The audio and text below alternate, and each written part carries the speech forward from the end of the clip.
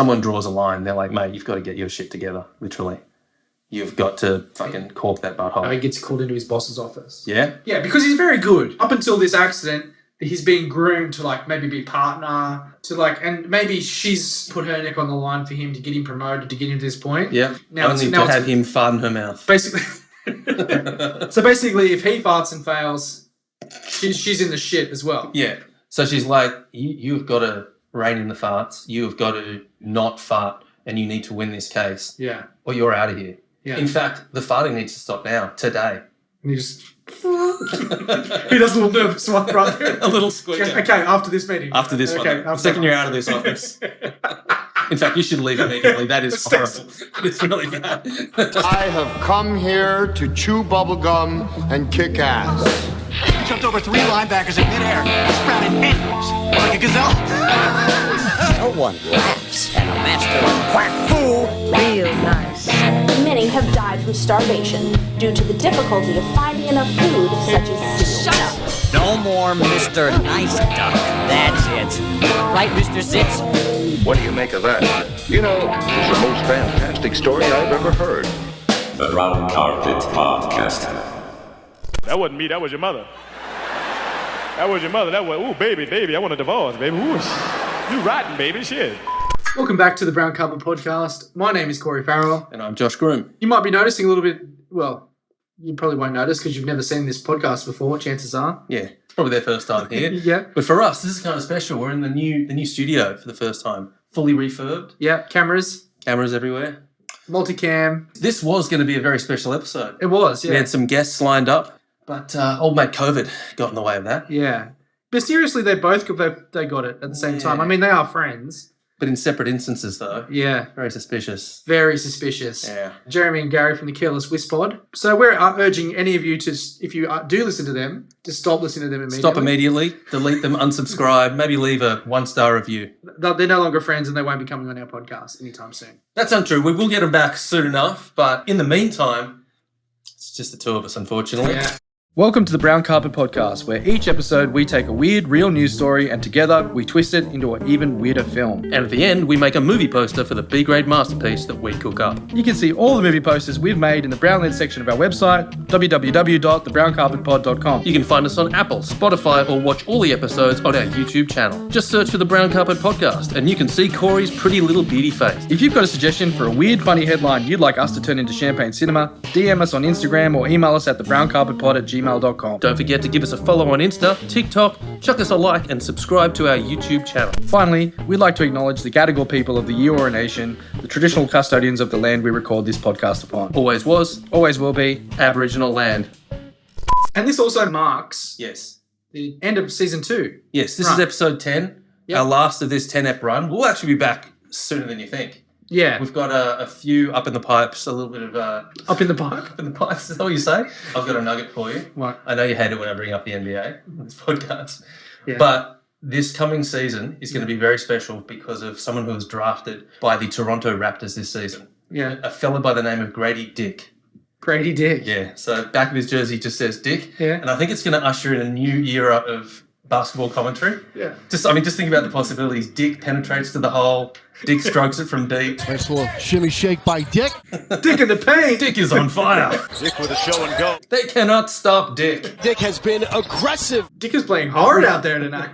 Dick got loose. My subscription to the Toronto Raptors is already locked in. It's going to be a hilarious year. Did you see the dude drafted to the NFL as well? No. He is going to get dudes fired. What's his name? Faget. Yeah. Faget. Yeah. I think that's how it's pronounced. Yeah. But once he plays in Texas, there are some dudes that can get cancelled. Oh, Faget. Faget. It's going to be a tough one for Texans. You do the math. Yeah. Speaking of math, I don't have a segue. We don't have a top 3 prepared for this episode. No, we don't. Instead, what we're thinking of doing is, because it's a movie podcast, we're going to talk about our best cinematic experiences. One shining moment in the cinema that was your all-time favourite. Might not be your best film. That's a tricky one, because there's lots of good ones. Yeah. And one very bad one I can come to think of. But you got a worst? I've got a worst, but I want you to hear one of your best first. One of my favourite cinematic experiences of all time was seeing A Quiet Place, the horror film. John Krasinski? Yeah. The whole premise of the film is you have to be silent or else the aliens will come and kill you immediately. Yeah. So it kind of seeps into the cinema. Everyone's being quiet. Everyone's eating their chips really quietly, trying not to crinkle their plastic and stuff like that. And then like 10 minutes into the thing, someone walks into the cinema, like loudly walks in. They're talking and stuff, and it's like the whole vibe is sort of unsettled in the cinema. Yeah. And they sit down and find, I was like, okay, we're back. We're very focused. Everyone's quiet again, breathing quietly. Yeah. And then just shouts out of the blue, fuck! Oh my God. And you think like he was trying to fuck with people because everyone was being really quiet. So I'm annoyed now. I'm like, all right, but I'm going to enjoy this film. Fuck it. I was really into it. Yeah. 5 minutes later, this cunt. Tourette's? Well, that's the thing. I was moments away from standing up and going, mate, if you can please fucking stop. Like how close? Well, it was a daylight scene and suddenly the cinema was lit up and I turned around and it was a special needs person who was brought in. It was beyond them to control that urge to shout. Yeah. So they would do it every 5 to 10 minutes. They would just shout. Yeah. And it really heightened the terror of the film. So it made it better. Yeah, it did. Because like you're really on edge. When's this guy going to go off again? It was great. I like it. Yeah. Two for the price of one. What do you got? What's your favourite of all time? Oh, look, so many to think of. I really, when you asked me this question to think about it, I went into thinking about Jurassic Park and how excited I was for that. I was excited. And just how mesmerised I was by that movie. And look, Blair Witch as well. I remember Blair Witch. That was so scary. And everyone believed it at the time. The marketing was so good for that movie. Yeah. I remember that. Yeah. They put it out on the web. You could watch the whole film. Was it the first of like the found footage movies? Cannibal Holocaust. Right. It was like the super famous found footage one. Right. And people thought that was real to the point where the director got taken to court because they thought he'd murdered the actors. And he had to bring the actors as character witnesses. That's crazy. They were so sure that film was real. Wow. But yeah, Blair Witch was hectic in the cinema. Yeah, and I remember because I grew up in a small country town and driving home with we were all young, so my mum picked us up and just looking out of the trees, just thinking I'm seeing those like sick effigies everywhere. Yeah. But I've kind of glossed over a lot of good experiences, but I am reminded of my worst cinema experience. Oh, really? Yeah, and it was in my adult life, when I was single and dating. Yep. I think I'd broken up. I was just getting back on the horse with dating again. Okay. And where did you find this lucky girl? I think it was this predates Tinder. I think it was RSVP. Oh, RSVP. Yeah, the original online dating. Yes, that's right. Back when online dating was for weirdos. That's right. I got a couple of kisses sent to me from truckers and stuff like that. My what do you call it? Your handle. My handle was Country Bumpkin 69. Oh, you're kind of asking for trouble there. Exactly. So anyway, I invite this lovely young lady that I'd met online to the movies. We go to the movies. I was trying to, impress her, show that I was cultured in cinema. I'd take her to a Lars von Trier film, which is fine. Only problem was Antichrist. Jesus. And I think when it got to the up-close genital mutilation scene, and I just happened to glance over and see her jaw swinging, that I realised there would be no second date. No, it's probably at that moment her vagina was clamping shut. That's right. The strength of 10 men. So it was a very awkward small talk at the end. I'll see you later. Yeah, we'll catch up again. No, we won't. I never saw her again. Well, you swing and miss sometimes, don't you? But I enjoyed the movie, actually. Antichrist. I don't know that I've seen it since it came out. Yeah. But it affected me. Yeah. I do remember that. Yeah. Speaking of up-close genital mutilation. Yeah. You've got an interesting news story this week. I do, mate. Doesn't relate to that at all. Thankfully, the headline reads, Barrister who sued after colleague asked him to stop farting loses case. A senior barrister who sued the Crown Prosecution Service after a colleague asked him to stop breaking wind in the room they worked in together has lost his case. It's insult to injury, really. And it's on the record, too. Yeah. It's on the legal record that you have flatulence issues. Now, if anyone Googles this man, it will come up as the farting barrister. Fart guy. Fart guy's name is Tariq Mohammed. He sued for harassment and told an employment tribunal that his repetitive flatulence was caused by medication he was on for a heart condition. He said that the comment from his colleague, Paul McGorry, was embarrassing and violated his dignity. Well, he was pretty good at that himself. Oh, if anyone's doing violations in the office, it's this bloke. But the panel found it was reasonable request to have asked him to stop. The prosecutor, who suffered a heart attack in 2014, also alleged he was discriminated against because of his disabilities and made a number of further allegations against his co-workers and bosses. They claimed he threw away his water bottles, asked him to work 1 day a week 60 miles away. Is he shocked and surprised that they've only asked him to spend 1 day 60 miles away? So what, if he's farting repetitively throughout the day, like... No, you can work from home. It's fine. Mate, take a long weekend. Stay home. There was repeated incidents of flatulence in the quiet room. On one occasion, Mr. McGorry asked Mr. Muhammad, "Do you have to do that?" Muhammad said it was due to his medication, and when he asked if he could step outside to do it, he said he could not. This is kind of like doing a podcast with you. So he's basically saying, I will not leave the room to fart. Is that what he's saying? He's either saying that, or he's saying the farts come on so suddenly that he doesn't have time to get out of the room. Okay. What do you reckon, mate? Whose story is this? Is it the farter? Is it the poor co-workers? Is it the boss, the judge of the case that got thrown out? Where are we going?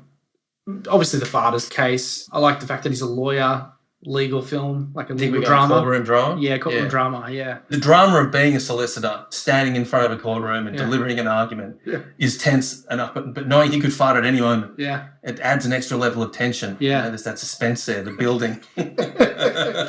Just the jury hanging on every word. Because it would undermine your credibility immediately. I mean, imagine being in a murder trial. I know. And you deliver... You can have the best arguments. Yeah. You know, those cliffhanger moments. And everyone just laughs. You're like... So, do we take anything from the story that, like, how we developed this farting flatulence problem? I don't think a heart condition is particularly cinematic enough. We need something big, something to kick us off with a bang. And it's like it's not a birth thing from him. It's something that has to have happened, right? Yeah. Situation. Yeah. How about this? Okay. We open on a beach at dusk. Beautiful. Waves lapping in, and there's our hero, Zach Grogan. Zach Grogan. Zach Grogan. He's pounding his way through the shallow surf. He's jogging, doing laps of the beach. He's fit, great shape. Yeah. It's a cinematic, idyllic moment, and suddenly, out of nowhere, bolt of lightning strikes him in the chest, takes him down. Lightning? He's hit from above. Right. An act of God. Okay. He goes down. He's on the verge of death. But, luckily, there's a young EMT, a woman, who's swimming nearby. A paramedic. Rushes over and using her paramedic skills, she's able to bring him back to life. And is their first kiss? The kiss of life. Kiss is of their life. first kiss. Yeah, right. But it's also at that moment that he develops his flatulence. Does he fart right then in the spot? I think so. I think we've got a perfect moment of romance, this first kiss, and then and then he lets it go. And from that point, he cannot control it. They're just coming out of him. Yeah. Heavy flatulence. But he's in love. Is it love at first sight? I think for both of them. Yeah, okay. You know, there's often that bond formed between like a doctor and a patient. Yeah. I think it's the same thing because he's a good looking guy. If it wasn't for the farts, he's almost a perfect dude. Right. So is he a successful solicitor at this time? I think so. I think he's top of his game. Yeah, he is, because he would have been coming. The flatulence would have not have been detrimental to this point because he's never had that before. Not a hurdle he's had to deal with. He's like a Keanu in Devil's Advocate type. Yes, a young Kevin Costner. Oh, Kevin Costner, JFK. JFK. Yeah. Delivering those arguments. He's articulate, he's funny, Yeah. he's handsome. Yeah. But now he's got this farting thing. Like, we build the stakes. His parents were really foreshadowing calling him Grogan, weren't they? we then go into a whirlwind romance between these two, yeah? Like, it's... Whirlwind romance, yes. Yeah, I got it. Love at first sight, and from that moment onward, it's like that all they want to be is with each other. Yeah. And she sees past the farting. Like, she understands where it came from. Yeah. She sees him as this wonderful guy that happens to have a strange condition. I want to see that montage of all those love moments, but then just punctuated. Bookended by farts. Just at the end of each Getting one. asked to leave the restaurant and then together, but then it's like... Little squeakers here and there. Yeah. Maybe they don't get married, but like she moves in pretty quick. The Yeah. romance is hot and heavy. Yeah. Now that his love life is going gangbusters, his work life is suffering. He starts to lose case after case because he's, like you said, he's farting in front of jurors. Yeah. They can't take him seriously. No. Farting in front of the judge. The judge basically threatens to hold him in contempt of court. Yeah. Because, like, you're not farting in my court. This is a place of justice. Yeah. You know? You're bringing that stench in here. Yeah. That pungent odor. Yeah. My eyes are watering. I'm trying to listen to an argument here. Yeah. And his co-workers are obviously pretty sick of it when he's in the office. It's a smelly, stinky affair. No one can concentrate. It's like that co-worker that brings fish into the office and cooks it up in the microwave. Yeah. Except every single day. Yeah. From his anus. I'm guessing that might be causing frustrations at home. Maybe is it wearing off, the flatulence thing, even in the relationship? Is it wearing them down? Or are they pretty solid? She sees beyond the farts, but also I guess now that his job is starting to slip away from him, what he's good at, he's starting to lose confidence. Some of what she saw in him is starting to dissipate. Okay. Things are starting to be a little rocky there. Yeah. Like, there's got to be a point, though, coming up where, like, someone draws a line. They're like, mate, you've got to get your shit together, literally. you've got to fucking cork that butthole. He gets pulled into his boss's office. Yeah. Who's the boss? Who's like who we picture for a boss? Someone like a Kathy Bates or a Meryl Streep. Oh, I love a Kathy Bates. I mean, Meryl Streep would love to be involved with a classy production like this. Like, no, imagine Academy Award winner. Let's get Streep in to elevate this. Bring a bit of Meryl credibility to the situation. Yeah. All right, so Meryl's his boss. What does she say? Hey, this can't go on. Like, we've got the biggest... so maybe there's a big case. A huge They're case. taking on a big case against a big gas company. So it's like, you can't be doing that shit in this gas trial. No. You know what I mean? They're the frackers, not you. Okay, so he's got a massive case. Massive case. That he's spearheading for the firm. Yeah, because he's very good. He's very good. And he's been, up until this accident, he's been groomed to like maybe be partner. So he's gone from being well liked to being like the golden boy. To like, and maybe she's put her neck on the line for him to get him promoted, to get him to this point. Yeah. Now it's have him fart in her mouth. Basically. So basically, if he farts and fails, she's in the shit as well. Yeah. So she's like, you've got to rein in the farts. You've got to not fart, and you need to win this case. Yeah. Or you're out of here. Yeah. In fact, the farting needs to stop now, today. And he just... he does a little nervous one right there. A little squeak. Okay, after this meeting. After this one. The second you're out of this office. In fact, you should leave immediately. That is horrible. It's really bad. Okay, so where do we go from there? I reckon he goes home. Maybe it's the next day is the big case. He's stressed out. Maybe they get into their first fight that night. Him and his partner? Yeah. Jenny and Zach. Do we have all our players now? Should we cast them quickly or not? Yeah, it's a good idea. So who do you reckon is going to play our young Zach Grogan? Well, I like a clean cut Tom Holland. Oh, yeah, that's great. Yeah, really clean cut. Up and comer. Looks like a lawyer, right? Yeah. Tom Holland? Yep. Who do you think his wife would be? Strong actor, because Tom Holland's pretty good. I reckon Florence Pugh. Okay. Not just because of the name. She's a fine actress. Florence Pugh? Florence Pugh, I think it's pronounced. P-U-G-H. Yes. Okay. We've got Meryl Streep as his boss. Yeah. How about the head of the gas company? Michael Shannon's good. He's got a great face. He's got a great face. I can imagine him just sitting there sneering the whole time. Yeah. Who's the lawyer? Who do you think? What about Tom Green in his first dramatic role? Yeah, I like it. I want to see him in something serious. With a business suit, the right way on. Yeah, from Freddie Got Fingered to this. Yeah, and the judge. We need a good judge. Someone to rein this in, bang the gavel a bit. I want to see Mike Myers. Mike Myers in a serious in role. another serious role. Yeah, it's great. Yeah, I think it also works well with the farting lawyer thing. It's like it's a very serious role and a very unserious thing. Yeah. So we get an unserious person. We play it straight. Role. Yeah. Yeah. We Cool. play really straight. That's a good cast. We don't lead into any of these hacky tropes. It's like no. Okay, so I reckon when the case begins, his confidence is already pretty rocked. Yeah. He's trying to hold these fights in. It's probably fucking with his concentration. Yeah. Bit of sweat on the first day. And it's just because his asshole's clenched all the time. Yeah. Like it's a lot of focus. It's bad. Yeah. Every opportunity, every recess, he's in the bathroom just unleashing hell. Yeah. Just these long tirades of gas. Yeah. So I reckon in the meantime, the other lawyer, Tom Green, is just making ground. He's probably a high-priced lawyer. I want Tom Green to have a southern accent as well. Oh, yeah. I do declare. So he's just destroying him. First couple of days, he's just shredding him. And at night, their relationship, it's just gone from bad to worse. Yeah. Because their relationship is so rocky, they're not sleeping very well. Mm-hmm. So they're like, lying awake. They've had an argument and they're going to sleep. And he nods off and he's farting in his sleep. But what about? And throw something at you. Okay. When he sleeps, yeah, his farts actually start giving actual legal advice. What do you mean? His butthole is speaking. His anus, through farts, his partner is the only one that can decipher his farts. She's the fart whisperer. She's the fart whisperer. Right. She's the Caesar, so only night farts. She's a Caesar Milan of farts. He's bottled up inside, right? Yeah. At night time when he's asleep, he relaxes. Yeah. And it just, what's the word? It just concentrates all this legal, he's got it in him. Right. And it's literally coming out of him in his sleep through his farts. Once the O-ring loosens. She's like, what? And she starts writing it down like a court stenographer. Okay. Like, she's taking notes at night. She's taking notes at night. But I imagine... He couldn't take this seriously, though. No. He's going to wake up in the morning, she's like, last night your fart spoke to me. And I have notes. Yeah, she's like, I can't do this. I've got a big case. Yeah. You need to be serious. You're not a serious person. I'm in a serious situation. Yeah. My job is on the line. My livelihood is on the line. And she's like, but just read. He's like, get out of here. Yeah. Like, smacks the paper. Storms out. And it continues. Another day of devastation. Yeah. Just losing this court case. And each night she's staying up late, Taking more nights. glasses on, puts a lamp on, got the typewriter. At this point, she's probably got reams of documents, you know? Like, she's got like a legal pad full of just incredible insights to the case. Yeah. I imagine at the start she's like, is this legit?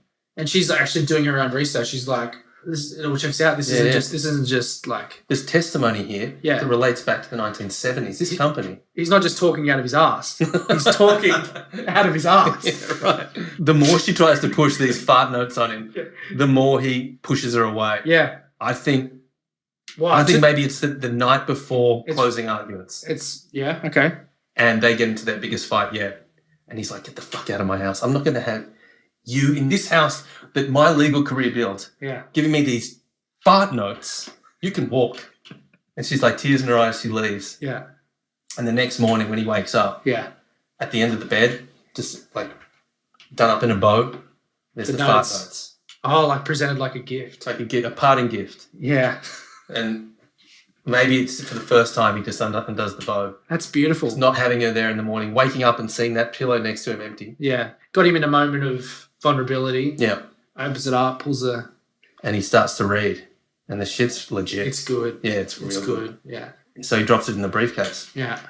Heads in with a renewed confidence for the first time. I mean, it all hangs on this one closing argument, yeah?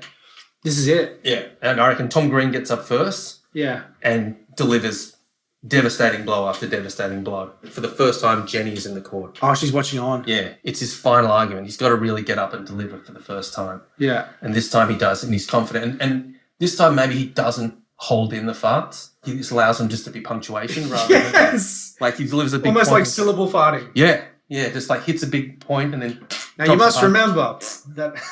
just drop it. But he's so good. He's so articulate, so charismatic. For the first time, they're hearing this man unconstipated. He's just unleashed. Yeah. As soon as he's finished. Yeah. As soon as he's done saying the prosecution rests. Yeah.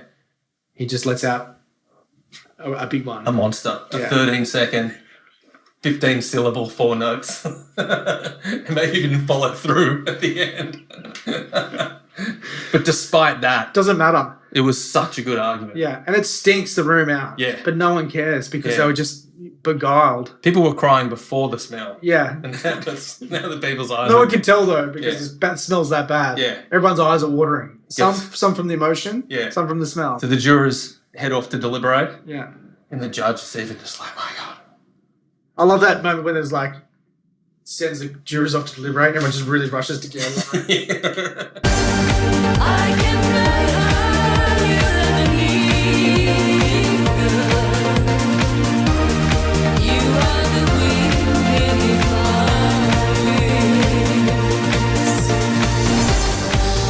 So I reckon that was the case, huh? They come back in and it's just like down the board, guilty. On all counts. Guilty. The worst possible result for the gas company and that guy. Absolutely taken. Billions of dollars lost. Yep. Reparations. Yeah. Some sent to jail. Yeah. It's just like, it's a landmark. Yeah. Him and Jenny are reunited. They embrace. Yeah. It's a beautiful moment. Yeah. Olivia, his boss. Well done. I knew you could do it. Yeah. I knew you had it in you. Yeah. Yeah. I think we need like one final scene to see him out. Yeah. Maybe to bookend, we started on the beach. They're going on holiday. Yeah, somewhere far flung. It's dusk again. Yeah, maybe they never took the honeymoon the first time round because he was so busy with his thing. Never had time. He's like, let's fucking do it this time. Yeah. Where are they? South America somewhere, maybe. Rio. On the beach. Yeah. On a balcony overlooking the sunset again. It's very similar to where they met. Yeah. That look. Dusk. Yeah. Maybe he's hit again. Twice. Yeah, he's hit again by lightning. They say lightning never strikes twice, Josh. Well, maybe sometimes it does. Yeah. He's taken down again. And it undoes his flatulence needing. Is that what you're saying? It reverses the process. Maybe he's hit on the balcony. He goes arse over tit, falls into the sand. She rushes down again. CPR, the kiss of life, brings him back. Yeah. It's like... I feel like me again. It doesn't hurt. I don't need to fart again. I don't need to fart again. And they kiss. She leans in. She kisses him. One tear. Trickles down the cheek. And he goes to black. Yeah. And then it's just black for a bit, and then we hear a... Roll credits. Roll credits. Yeah, it's beautiful. That's a movie. What do we call it? I like Crack of Lightning. Crack of lightning. Because it's got ass crack, lightning. Oh, I thought it was like, 'cause sometimes you can crack a fart. Yeah, crack a fart. At the fart of the matter. It's pretty good. Yeah. Just, it's kind of funny. Not really so good, but approaching the stench, as in approaching the bench. It's not bad. It's pretty good. What do you got? I've got a few. I've got the Stinking Lawyer instead of the Lincoln Lawyer. Lincoln Lawyer, yeah. Primal Fart. Primal Fart, Primal Fear. Yeah. Skidmark Justice. Skidmark Justice? Yeah, I don't know. And instead of the Rainmaker, the Stainmaker. The Stainmaker's good. Stainmaker. Yeah, let's go the Stainmaker. Stainmaker. Do you have any taglines for us? I have a lot. Okay. He'll need to use his gas to bring down the gas company. I like it, yep. Justice is blind, but boy can it smell. That's good. Holding gas or holding court, one thing's for sure. The truth always gets out. This one doesn't make sense, but I just like the way it sounded. Yep. The best defense is flatulence. It's good. It's good. He put the whole cistern on trial. Cistern. Toilet cistern. Yeah. Past wind, not judgment. Oh, yeah. Yep. He puts the arse in class action. It's pretty good. Yeah, that's pretty good. That's pretty good. What do you got? I like that. You like that one? Yeah, I've got It'll Knock the Wind Out of You. Yeah, that's good. This lawyer really stinks. Yeah. The verdict is blowing in the wind. Yeah. So we've got the Stainmaker. He puts the arse in class action. It's excellent. There we go. That's quite a film. Anything for the soundtrack? Peter Allen, When My Baby Goes to Rio. Of course. For the end. Yep. Bette Midler, Wind Beneath My Wings. Yes. Maybe the morning that he wakes up and finally does a bit of introspection, thinking about what he's lost. Yeah. The answer is Blowing in the Wind. Yeah. Bob Dylan. Bob Dylan? Yeah. Yeah. Yeah. I love it. That's it. That's a good movie. I think we just finished the season. Yeah. Yeah. That was good. That was fun. Thanks to all 5 of you for watching, Yeah. for listening. It's been a hell of a ride. We'll be back. Yeah. Sooner than later, actually. This isn't the end of the podcast. It is not. No. We've only just got the studio working. That's right. The last episode of season 2. To take a fart story and make it into an emotional court drama like that, Yeah. that takes genius. And A turbulent roller coaster. yeah. So what you experienced was genius. Yeah. And You're welcome. You're welcome. Well, until the next episode. Yeah. Don't forget to flush. See you, cunts. I have come here to chew bubblegum and kick ass. He jumped over 3 linebackers in midair, sprouted endless, like a gazelle. No one laughs at a master of quack fool. Real nice. Many have died from starvation due to the difficulty of finding enough food, such as seals. Shut up.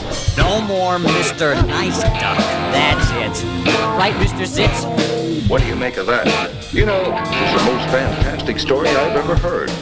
The Round Carpet Podcast. Welcome to the Brown... Did you fart? It had to happen, right? It's a perfect episode. Beautiful. Thanks. What a way to end it. Punctuation, really.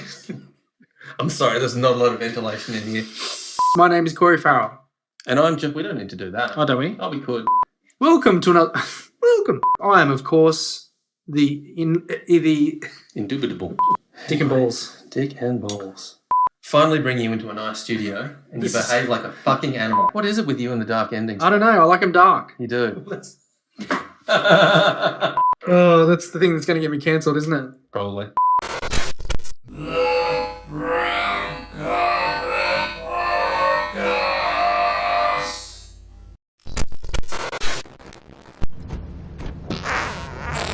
hey, what the hell? What the? Oh, God! Hey, no!